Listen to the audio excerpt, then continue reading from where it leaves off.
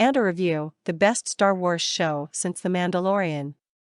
When word of mouth spreads about a new streaming show, viewers tend to tell each other not how many episodes are in the season, but how many you have to watch before the thing gets good. In the case of Andor, Disney Plus, the latest addition to the Star Wars TV universe, the magic number is 3. In its third installment, Andor finally becomes the gritty, kinetic spy thriller it has been billed as, after a surfeit of thoughtful world building.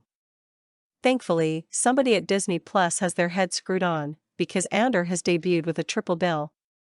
Make it through that opening marathon and you have what's shaping up to be the best Star Wars show since The Mandalorian. This is a prequel to the movie Rogue One, which was a prequel to the Star Wars film A New Hope. In Rogue One, Cassian Andor, Diego Luna, is a top intelligence agent for the Rebel Alliance as they plan to attack the Death Star. As Andor begins, it's 5 years earlier and Cassian, still played by Luna, is merely a thief who likes to liberate Galactic Empire spaceship parts. When he recklessly leaves his home planet of Ferrix to visit Morlana 1, a corporatist hellscape, he ends up as a wanted man who can stay under the political radar no longer. At some length, every scene takes 4 minutes to say something that could have been wrapped up in 2, even the opening bit where Andor fades up in the cool Star Wars font goes on. For 35 seconds, we familiarize ourselves with Cassian, the lone wheeler dealer whose ducking and diving frustrate his adoptive mother, Marva, Fiona Shaw, Hura, faithful robot companion B2EMO and Cassian's lost love, headstrong mechanic Bix Colleen, Adria Arjona.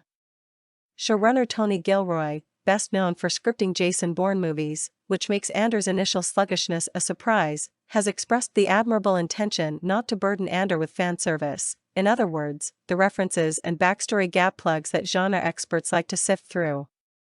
The comforting nostalgia of the most recent Star Wars series, Obi-Wan Kenobi, has been replaced with something gnarlier. This has more dirt under its nails and colder blood in its veins. Those first 2 episodes are almost all atmosphere, but they evoke a convincingly shadowy dystopia. Andor does, however, uphold at least one beloved tradition of the franchise, which is to cast sturdy British character actors in slyly funny supporting roles. There's Ron Cook as a chatterbox on a rickety local bus, Gary Beadle as an authority-fearing bandit, and Kieran O'Brien as a grumpy scrapyard proprietor. Now it's Alex Ferns, his stock risen since his memorably nude turn in Chernobyl, as a bustling soldier, concerned that the plebs are about to revolt. It's fomenting out there. Pockets are fomenting. Most delicious is Rupert Van Sittert. Here, he's a guy who is high up in Morlana 1 security, telling an underling that pursuing Cassian isn't worth the hassle. But the underling is Cyril Karn, Kyle Soller, who sees the case as his chance to ascend to the rank he believes he deserves. A pedant who has had his uniform retailored to expunge any slackness, Karn is not going to rest until he brings Cassian to heel. Soller is perfect as the sort of seething inadequate a fascist movement needs plenty of if it's not to become understaffed, and, although Star Wars is always about ragtag rebels getting one over on pitiless authoritarians, Andor promises to be more direct, and perhaps more timely, than most franchise stories in its portrayal of oppressed people being pushed too far. Admittedly, the show doesn't really come alive until the eventual arrival of Stellan Skarsgård as Luthen Rael, a charismatic visionary, but those early scenes, ponderous though they are, sketch out schisms among ordinary folk living under the Kosh.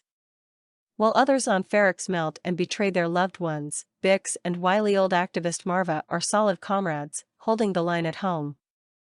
Andor's earthy wisdom extends to more general observations, too, such as the explicit identification of rampant commercialism as a key component of the malign force that is about to reach tipping point.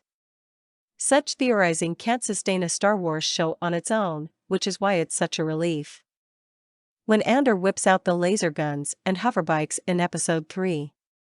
With that combination in place, it is said to be one of the smarter shows in the galaxy. We have a small favor to ask.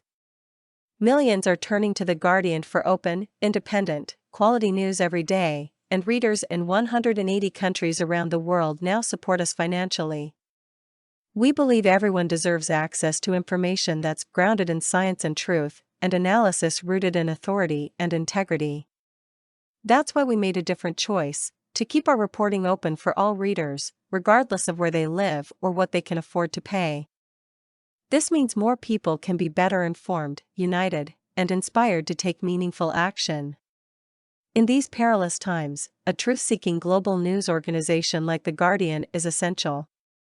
We have no shareholders or billionaire owner, meaning our journalism is free from commercial and political influence. This makes us different. When it's never been more important, our independence allows us to fearlessly investigate, challenge, and expose those in power.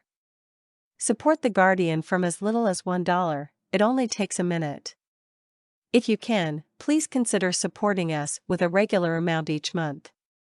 Thank you.